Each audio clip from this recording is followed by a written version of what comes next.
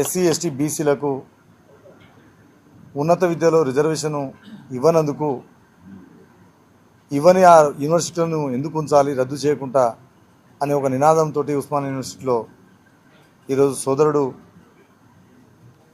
తెలంగాణ గిరిజన శక్తి వ్యవస్థాపకుడు శరత్ గారు నిర్వహిస్తున్నటువంటి రౌండ్ టేబుల్ సమావేశానికి ఇచ్చేసినటువంటి అన్ని విద్యార్థి సంఘాల నాయకులకు, పాత్రికేయ మిత్రులకు, ప్రజా సంఘాల నాయకులకు మనస్ఫూర్తిగా ధన్యవాదాలు. ఇది అవసరం. తెలంగాణ ఉద్యమం ఉస్మానియా యూనివర్సిటీ నుంచి ప్రారంభం చేసి తెలంగాణ రాష్ట్రాన్ని సాధించినటువంటి ఉస్మానియా యూనివర్సిటీ వేదికగా మరొక ఉద్యమానికి శ్రీకారం చుట్టడం అనేది ఇది శుభసూచకం. ఇది అవసరం అనే మాట ఎందుకంటున్నామంటే, మీరు ఒక్కసారి ఆలోచిస్తే గతంలో ప్రభుత్వ పాఠశాలలు చాలా బలోపేతంగా ఉండేవి. ప్రభుత్వ ఉన్నత విద్యకు పోవాలన్న యూనివర్సిటీలు బలోపేతం ఉండేవి. కానీ ఇప్పుడు మనం ఇదే యూనివర్సిటీలో ఇందాక సోదరులు పీడిఎస్ నాయకులు మాట్లాడినట్టు, ఎంఎస్ఎఫ్ నాయకులు మాట్లాడినట్టు ఇక్కడ ఇన్ఫ్రాస్ట్రక్చర్ మొత్తం వీక్ చేసినారు, ఫ్యాకల్టీని వీక్ చేసినారు, ఎడ్యుకేషన్ క్వాలిటీ లేకుండా చేసినారు. ఇదంతా ఒక కుట్రపూరితంగా జరిగింది అప్పటి నుంచే.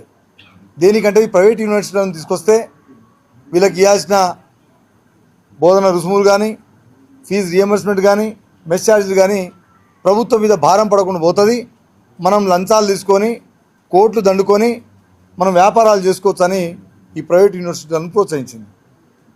తెలంగాణ రాష్ట్రం అంటేనే 85% పేద ప్రజలు ఉన్నటువంటి రాష్ట్రం తెలంగాణ రాష్ట్రం. అందుకనే తెలంగాణ ఉద్యమం ఉవ్వెత్తున నడిచింది, తెలంగాణ రాష్ట్రాన్ని సాధించుకున్నాం.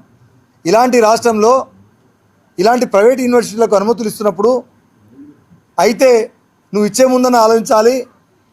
ఈ ప్రభుత్వ యూనివర్సిటీలన్నా బలోపేతం చేసుకునే పద్ధతుల్లో, దానికి కావాల్సినటువంటి అన్ని ఫెసిలిటీస్ ఇచ్చే పద్ధతుల్లో ఎస్సీలు, ఎస్టీలు, బీసీలు, పేదలు ఏదైతే ఉన్నత విద్యను సులువుగా చదువుకునే పరిస్థితులు ఉన్నటువంటి యూనివర్సిటీలను బలోపేతం చేయకుండా వీటిని వీక్ చేసి వీటిని బలోపేతం చేసి కుట్ర చేసి ఇవాళ ప్రైవేట్ యూనివర్సిటీలకు అనుమతులు ఇచ్చేస్తే అందులో మా ఎస్సీలు కానీ, ఎస్టీలు కానీ, బీసీలు కానీ అడుగు పెట్టలేని పరిస్థితి ఉన్నది.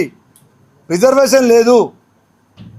ప్రభుత్వం నుంచి ఏదైనా కౌన్సిలింగ్ ఉందా అంటే అది కూడా లేదు. ఎంసెట్ ఉండదు, ఎఫ్సెట్ ఉండదు, నీట్ ఉండదు, దేనికి జేఈకి సంబంధం ఉండదు, అడ్వాన్స్ సంబంధం ఉండదు.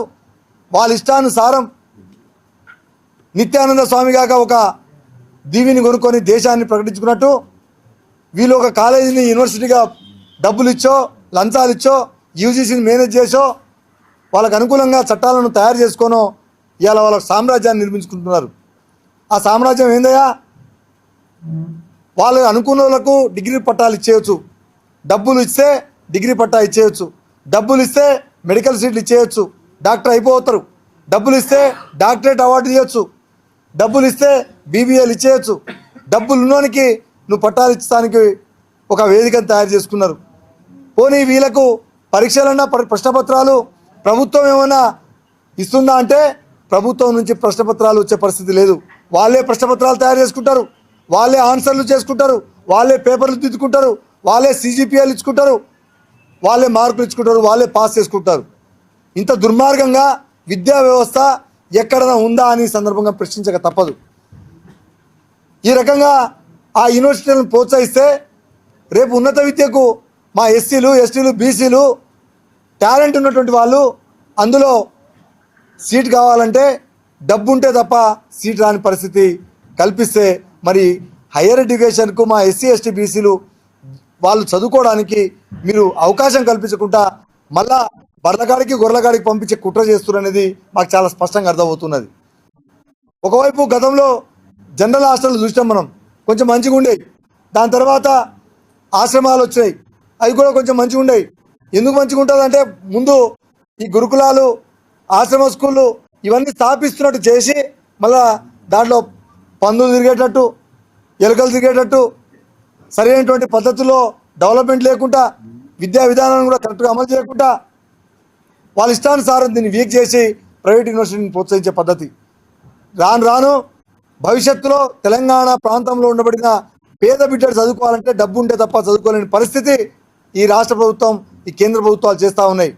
సోదరుడు శరత్ చెప్పినట్టు ఆర్టికల్ 15 క్లాస్ 5 ఏదైతే వెనుకబడినటువంటి వర్గాలకు విద్యను ఉన్నత విద్యను ఇవ్వాలనే లక్ష్యము రాజ్యాంగం కల్పించినప్పుడు కేంద్రం రాష్ట్రం ఖచ్చితంగా ఇవ్వాల్సింది పోయి దాన్ని వీక్ చేయడానికి ఎస్సీ ఎస్టీ బీసీలకు రిజర్వేషన్లు ఇచ్చే అవకాశం ఉన్నా దాన్ని తుంగలో తొక్కి వాళ్ళ ఇష్టానుసారం యూనివర్సిటీలకు దోపిడీకి గురి చేస్తున్న కళ్ళు మూసుకొని ఉంటున్నటువంటి ప్రభుత్వాలకు వాటికి అనుమతుల పేరు మీద ఇచ్చే యూజీసీలకు మేము హెచ్చరిస్తున్నాం. ఇది మంచి పద్ధతి కాదు. జంజీ ఉద్యమాన్ని చూసినారు, ఏదో ఉదాహరణకు జంజీ ఉద్యమం అని ప్రతి ఒక్కరు చెప్తున్న పేరుస్తున్నారని కాదు. వాస్తవానికి తెలంగాణ సమాజం కూడా ఆలోచించాలి, భారతదేశంలో ఉండబడిన పేద ప్రజలు కూడా ఆలోచించాలి. నిజంగా భారతదేశంలో రిజర్వేషన్ అనుభవించని కులాలు ఏదైనా ఉన్నాయా? ఎస్సీ ఎస్టీ బీసీలే కాదు, అగ్ర కులాల్లో ఉన్నటువంటి పేదలకు కూడా రిజర్వేషన్లు ఈడబ్ల్యూఎస్ పేరు మీద రిజర్వేషన్ అనుభవిస్తుంటే ఉన్న రిజర్వేషన్ అందరికీ అన్ని కులాలు తీసుకుంటున్నప్పుడు అందులో రిజర్వేషన్ ఇవ్వకపోవడానికి గల కారణం ఏంటి? అందుకనే దీన్ని రద్దు చేయండి, లేదా వాటిలో రిజర్వేషన్లు ఇవ్వండి. ఒక విద్యా వ్యవస్థలోనే మీరు ప్రైవేటు పరం చేసుకుంటా పోతే ఒకవైపు ప్రభుత్వ ఉద్యోగాలు రావట్లేదు, ప్రైవేట్ కంపెనీలకు ఇష్టం వచ్చినట్టు పర్మిషన్లు ఇచ్చేస్తున్నారు. ఇప్పుడు ప్రైవేట్ యూనివర్సిటీలకు పర్మిషన్ ఇచ్చేస్తే ఆ ప్రైవేటు రంగంలో మాకు ఉద్యోగాలు లేవు, ఇక్కడ ప్రైవేటు యూనివర్సిటీలో కూడా మాకు విద్యకు అవకాశం లేక అందులో ఉద్యోగానికి కూడా అవకాశం లేక మేము ఏం పని చేసి బతకాలనో మీరు ఆలోచించండి. దేనికోసం? భారత రాజ్యాంగం ఇచ్చింది కాబట్టి ఏదో తూతూ మంత్రంగా మాకు రిజర్వేషన్లు కల్పించేదో పాఠశాలను బడి చదివిస్తున్నారు, మంచి విద్యను ఇస్తున్నాం, వాళ్ళకు ఫీజు రియంబర్స్మెంట్ ఇస్తున్నామని ప్రగల్భాలు పలికే రాజకీయ నాయకులారా, ఈ ప్రభుత్వాలు మా కోసం పనిచేస్తున్నాయా?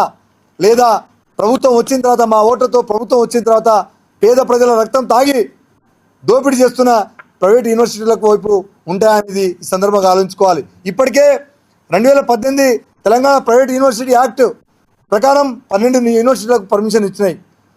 ఇప్పుడు దాదాపుగా 20 దాకా ఈ ప్రభుత్వం దగ్గర ఫైళ్ళు ఉన్నాయి. మరి వీళ్ళందరూ ఇచ్చుకుంటా పోతే మరి మా పరిస్థితి ఏం కావాలి?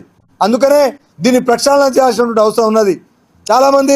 చాలామంది ఫోన్ చేసి చాలామంది మాట్లాడుతూ ఉన్నారు. వాళ్ళు చాలా బలవంతులు, ప్రభుత్వాలను మేనేజ్ చేయగలుగుతారు, మీకు కూడా ఏదైనా థ్రెట్ చేసే అవకాశం ఉంటుందని చెప్పేసి కూడా చాలామంది చెప్పినారు. నేను అదే మాట చెప్తున్నా, థ్రెట్ చేసినా చంపినా ఈ విషయాన్ని ఈ సబ్జెక్టును అనాథగా ఉంచొద్దనే అందరి భాగస్వామ్యాన్ని అందరి చైతన్యాన్ని తీసుకురావాలనే ఉద్దేశంతో అన్ని యూనివర్సిటీలలో ఈ రకమైనటువంటి సమావేశాలను పెట్టుకుంటా, చైతన్యం చేసుకుంటా, యువతరాన్ని నిరుద్యోగులను అందరినీ భాగస్వామ్యం చేసుకుంటా పెద్ద ఎత్తున జలవిహార్లో ఈ తెలంగాణ సమాజంలో తెలంగాణ ఉద్యమంలో పనిచేసినటువంటి మేధావులకు ఉద్యమకారులను అందరినీ ఆహ్వానించి పెద్ద ఎత్తున ఒక విస్తృత స్థాయి రౌండ్ టేబుల్ సమావేశాన్ని జలవిహార్లో పెట్టుకోవాలని నిర్ణయించుకున్నాం. అందులో భాగంగానే ఇవాళ ఉస్మానియా యూనివర్సిటీలో సమావేశాన్ని ఏర్పాటు చేస్తున్నాం. అంటే అన్ని యూనివర్సిటీలో పెడతాం, అందరినీ భాగస్వామ్యం చేస్తాం. ఇది లాభాపేక్ష లేకుండా చేస్తున్నటువంటి ఉద్యమం. ఈ ఉద్యమానికి ఎవరు కూడా ₹1 సాయం చేస్తానికి ముందుకు రారు. మనమే తలా ₹1 వేసుకొని భవిష్యత్తు విద్యార్థులకు, పేద వర్గాల విద్యార్థులకు ఉన్నత విద్యను చదివించడానికి మనము తీసుకోబోయే గొప్ప ఉద్యమాన్ని మీరు స్ఫూర్తిగా తీసుకొని మనందరం పిడికిలు బిగించి ఉస్మానియా యూనివర్సిటీ వేదికగా ఇది కేంద్రంగా మరొకసారి ఉద్యమాన్ని తీసుకురావాల్సినటువంటి బాధ్యత ఇక్కడ యూనివర్సిటీలో ఉన్నటువంటి ప్రతి ఒక్క విద్యార్థి సంఘాలుగా మీ అందరి మీద ఉన్నది. నా రిక్వెస్ట్ ఒకటే, దయచేసి ఇది ఒక్కల పోరాటంగా భావించకండి, ఇది ఏ ఒక్క సంఘ పోరాటంగా భావించకండి. మీరు కూడా మీ యొక్క కరపత్రంలో కానీ మీ డిమాండ్లలో కానీ ఖచ్చితంగా ఈ తెలంగాణ ప్రైవేట్ యూనివర్సిటీలలో రిజర్వేషన్ కోసం, డీమ్డ్ యూనివర్సిటీలో రిజర్వేషన్ కోసం ఖచ్చితంగా మీ యొక్క డిమాండ్లో ప్రధానంగా ఉండాల్సిందిగా మీకు అందరికీ విజ్ఞప్తి చేస్తూ ఈ యొక్క రౌండ్ టేబుల్ కాన్ఫరెన్స్ను విజయవంతం చేసినటువంటి ప్రతి ఒక్కరికి పేరు పేరున ధన్యవాదాలు తెలియజేసుకుంటూ సెలవుకుంటున్నాను.